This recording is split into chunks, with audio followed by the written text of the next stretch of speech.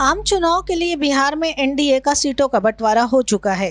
BJP 17 सीटों पर चुनाव लड़ेगी, जनता दल यूनाइटेड 16 सीटों पर और लोक जनशक्ति पार्टी को 5 सीटों पर उम्मीदवार उतारने को मिलेंगे। अब सबसे बड़ा सवाल है कि बीजेपी ने मोदी कैबिनेट में मंत्री रहे पशुपति पारस की पार्टी को कोई सीट नहीं दी।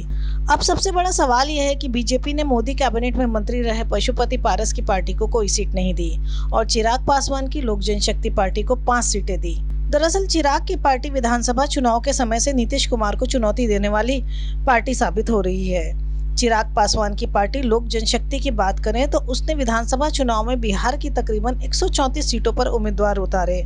इनमें से 120 सीटों पर हार जीत के समीकरणों को इन उम्मीदवारों ने बदल दिया।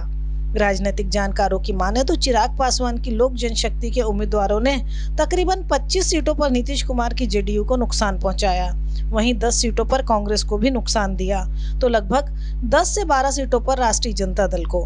हालांकि चिराग की पार्टी केवल एक ही सीट जीत सकी, लेकिन 2020 विधानसभा चुनाव में गेम चेंजर साबित हुई। न तो नीतीश कुमार की पार्टी नंबर 1 बची, न ही तेजस्वी यादव सरकार बना सके। यही वजह रही कि लोकसभा चुनाव में भी इन्हीं समीकरण को देखते हुए लोक जनशक्ति पार्टी को 5 सीटें दे दी गईं।